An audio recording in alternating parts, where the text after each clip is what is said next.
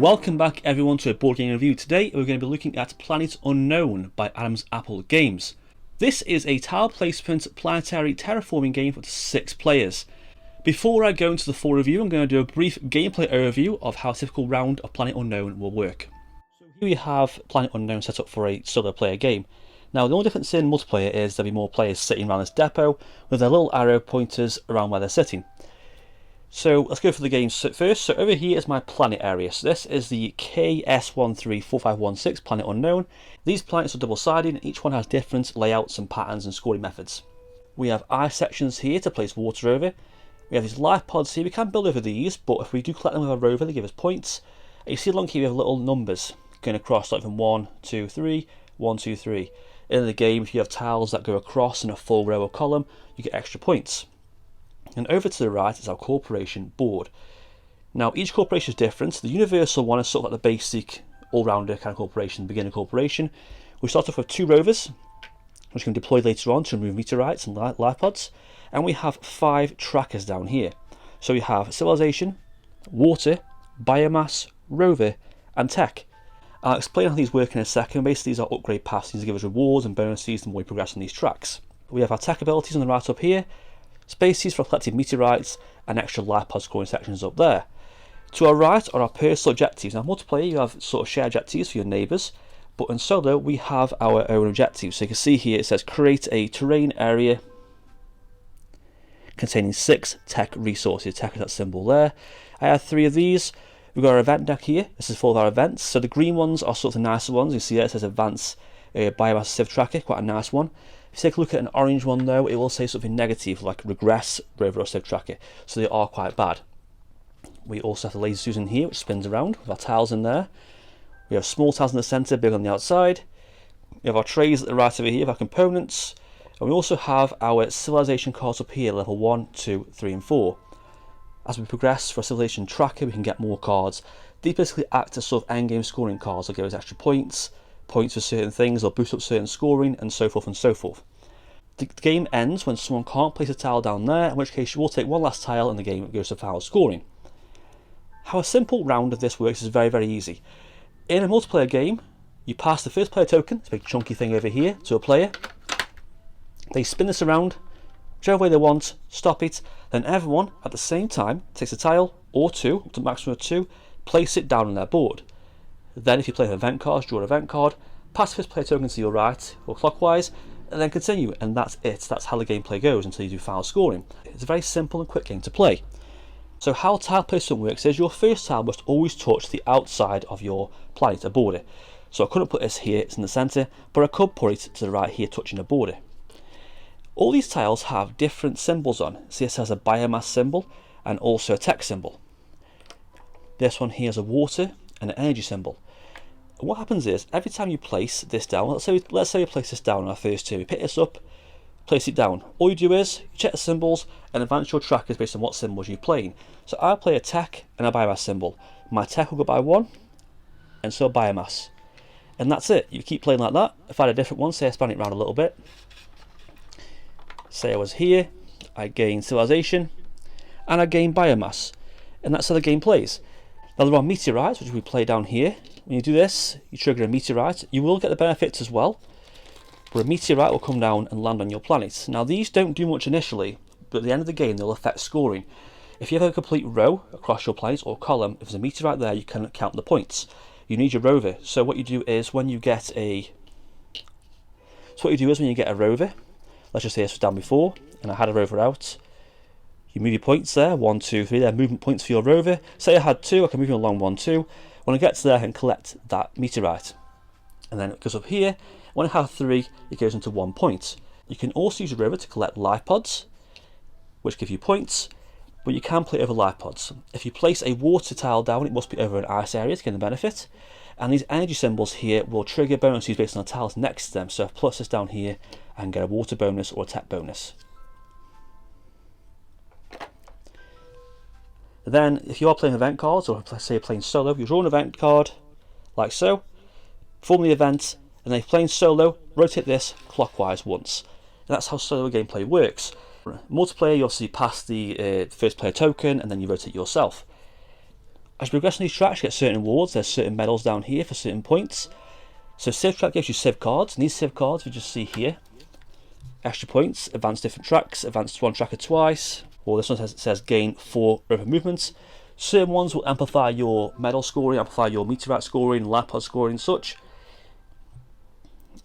If you see any of these little multicolored symbols, these will mean you can advance any of the tracker you want. The water tracker will do this all the way through, points and synergy. The biomass tracker will let you place biomass tokens down. These don't do much, they do count from biomass areas, but they basically just fill out certain little spots that you're missing on your planet to get certain rows and columns. The rover tracker allows you to deploy rovers and movement points with them around the board, picking up meteorites and asteroids. And the tech tracker lets you trigger tech abilities. See this little level 1, 2, 3 there. So all corporations have different tech abilities. For instance, this one here says tile adjacent placement restrictions may be ignored. Level 2, you may store biomass patches to be placed at the end of the game. Level 3 says +1 each time you gain river movement. Level 4 is double water advancement from tile placement. Level 5 is unaffected by meteor strikes. Do not place meteorites. So you can see all corporations have different unique abilities, and there's so many to choose from, so many to go through. All planets different too. So as you can see from the gameplay, that's pretty much it. It's quite a simple game, but with all the objective cards and the civilization cards, all the tiles and the endgame scoring, there's a lot of variety in the gameplay. So with that out of the way, let's get back onto the review. And back onto the review. So first of all, I'm a little bit hit and miss with tile placement games. On the one hand, I do like them, they're quite easy to play, very accessible. Some are great. I particularly really like the Isle of Cats, that's a very, very good tile placement game. But ultimately I find it to be a little bit too simplistic, more of a gateway game for players, and don't really have much more to them than just play a tile and get points. But boy was I wrong with this game. This game really surprised me. I saw it a while ago at conventions and some videos and some photos. I didn't really pick up on it much. I saw it was placing tiles, I saw what kind of game it was, it reminded me a lot of Terraforming Mars, what tile placement, and I sort of shunned it a little bit and didn't really look into it. However, I took the plunge and brought this game, and can safely say it is a fantastic tile placement game. So first of all, let's discuss the pros, what do I like about this game. So first of all, one of the best things about this game is the Lazy Susan tile holding depot. It's quite a mouthful, and it feels quite strange to call it a Lazy Susan, that's the actual name, so it's Lazy Susan. It's a big circular tile placement holder sent to the board, which rotates around, holds all the tiles nice and neatly, and it makes gameplay just so much better, it makes it so much faster. There's no arranging tiles, no putting in a bag, no packing up, it just saves time, it saves setup, it saves gameplay, it makes everything run smoother. It's a lot faster. It's one of the best things about this game. It may seem a bit gimmicky at first when you actually play the game though and realise it makes the game so much better. So just rotate it round and just pick a tile straight in front of you right there. It makes gameplay so much faster and so much more smoother than other games I've played of this type. There's no laying out tiles in a certain pattern or grid or a row. They're all just right there. Rotate it round, take your tile, and you're done. It's also quite thematic too. I mean, it is just placing tiles down, but you've got your own unique planet and your own unique corporation. And at the end of the game, you've terraformed your own planet, you've placed certain tiles down, you've built resources, moved your rover around, cleaned your planet, got rid of the meteorites, collected life pods, you've placed down your sort of water, your civilization, your energy, your biomass areas. You've made this planet. At the end of the game, your planet's going to feel unique and it's going to look unique to you. I do like how the game finishes and you can look at your planet and be like, yes, I made this planet. It's unique to me, I made this. I've got the meteorites down there, I cleaned those up, I've got the rivers running through the centre, I've got the biomass and stuff, and it does feel quite thematic, which is quite rare in a tile placement game. I say this game is reasonably priced. I mean, it is a little bit touch on the high end, but you are getting quite a lot of content in here, all the markers, all the components, all the cards, all the corporations, the double-sided player boards, and also Lazy Susan itself and all the tiles, so there's a lot of there, so it is a bit of the high end of the price, but I do like how you do get plenty of there. You don't feel robbed of your money, you feel like you get enough content in this game. But another major positive for me for this game is its setup time and gameplay and time between turns. It's so quick because of the Lazy Susan depot, the tile holder, and the player boards and the little gamer trays. It sets up so quickly. You get a board, corporation, put some cards out, put depot in the centre of the board, and you're ready to go straight away. There's not much else to it. You just basically start playing. It's just instantly there. It sets up so quickly. It's one of the fastest tile placement games I've ever set up and played. And I do really like how players play turns at the same time simultaneously. It makes gameplay so much quicker. This could easily be a 2-hour game, 3-hour game with 6 players, but you might get like an hour and a half, maybe 2 hours at most for 6 players. And for a 6-player game, that's a very, very, very short time. Because of the smooth gameplay, rotate the depot, pick a tile or two, upgrade your track, get a quick benefit. The benefits are simple. The rewards are easy to understand. How you progress on your tracks and get your scores, all simple and fast and fluid. You can even use the event cards, which are really fun, which you can customise. You can have more green ones, more yellow ones, more red ones for a more interesting game. The green events will be a lot sort of nicer. They'll increase tracks for you and gain you rewards. Yellow ones will be a bit more tricky, and red ones can be quite detrimental to your progress. They can slow you down. But it gives this game more variety and more replay value, which brings me on to my next point. The sheer amount of replay value in this game has. Now, this is the Deluxe edition, but it does have so much to it. I mean, obviously you've got terraforming planets of tiles, there's a lot of gameplay there, but you also have double-sided planet boards, and there's loads of different planets. Each one scores differently, has different layouts, different benefits, different drawbacks. The corporations too, there's so many of these, and each one of these has different tracks, different progression, different abilities, different tech levels. There's so many ways to play the game, so many different variations. And then you have the event and civilization cards. There's just a lot in this game to keep you playing and keep you coming back to it more and more. It's also a really fun experience solo too. It's a very, very good solo game because of the fast setup. Because the setup changes are just pretty much minimal. You just try and beat your own score with your modifiers of the event deck. It's kind of fun just to choose certain planets, corporations, try and go for a high score. Because the corporations and planets change and the civ cards change and the event deck changes and modifies difficulty, the gameplay is always going to feel different. It's never going to feel stale, it's never going to feel the same. It's always going to change up. It's just going to be new challenges to overcome, new corporations to figure out. Event cards can pop up and just sort of slow you down or help you. There's just so much there for a solo player to just enjoy. It's a very relaxing, mellow solo game. And of course, the length of the game too. It's a nice game. It plays at a nice pace. For a solo player, probably about half an hour. For 3 to 4, you're looking at about an hour, maybe an hour and a half. And for 6 players, you're looking at about 2 hours at the most, which is really, really good for a 6-player game. There's not many 6-player games above party games that play this fast and this much fun. And now we move on to the cons, the negatives for this game. And one of the biggest ones for me is the box and how the components fit into the box. So if you can see, but it's not too bad now, but the box does sort of bow a little bit. The Susan doesn't quite fit into the box. It's quite strange. When it came in the post, the box felt a bit like it was sticking out a little bit. It's like a bloated box. And when you put the game away, you get a bit of like a lid pushback on the lid. And also, if you take some stuff out, you can fit it in. But the box does sort of bow a little bit because the Lazy Susans are a little bit too big. I think they were just off by a few inches on the box, or even less. So it's one of those games where you can't really stack vertically, and you've got to stack it on top of the pile. If you put this game vertically, it's all going to fall everywhere. It's going to damage the box. If you put it at the bottom of a game, it's going to damage the components itself. It's one of the big drawbacks for me. It's a very awkwardly packaged game, and just with a few minor tweaks, a few slight adjustments to size, they could have fixed all this.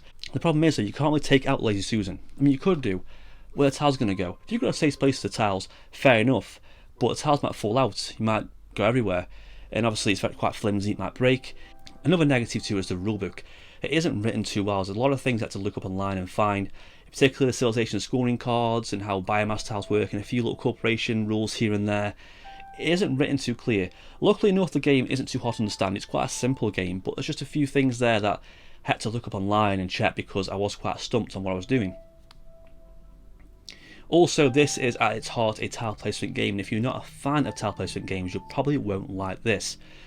I mean, I don't mind them so much, but it is what it is at its core. So if you're not a fan of those games, it might not be for you.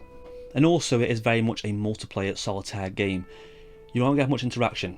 Aside from turning the depot around and not giving certain tiles they want on their turn, there's much interaction there. It's very multiplayer solitaire, which is fine for certain players, but players who want a lot of interaction are not going to find that much in Planet Unknown. And on to final thoughts for Planet Unknown. So, all in all, this is a fantastic sci-fi tile placement game. Reminiscent of the Isle of Cats mixed with Terraforming Mars. It does feel like that, where you're placing your tiles down, progressing your trackers, where you're going to get you more bonuses and stuff. But it's something about this game that's so charming and satisfying. I think it's just the overall components and the tile depot, Lazy Susan depot in the centre of the table, all the replay value. Upgrading your tech trackers just feels great. It feels nice to unlock new rewards. It's quite fun to get a new corporation and see what rewards you get, what tech levels they have, and how they progress, and what you're going to find. And I just like this game because it sets up fast, it plays quickly. It's nice that you have a game for 6 players that isn't too complex, but it isn't like a gateway game, it isn't like a party game. It's got a bit of depth to it too. You can break it out and have a quick game, but it's not too over and done with. There's a bit more to it than that. Aside from a few negatives of the packaging, the components, and the rulebook, there's not much really I could say about this game that's that bad really. With this being the deluxe edition too, the components are great and the game trays are great. I have heard that the retail version doesn't have as much stuff in there, as much corporation boards, the tokens are a bit plain. But other than that, there's not that much difference really, and for the price, I definitely recommend getting the deluxe edition. I would recommend, if you're interested in this game, to buy the deluxe edition, because it is worth your money. The components you get and the extra corporations really do make a difference. And the components aren't too bad. I mean, the player boards are a little bit flimsy, a bit papery, so I can see them getting a bit wear and tear over time. But if you look after your games, then it will last you long, but be warned about that. Some of the components of this game are going to get damaged quite easily.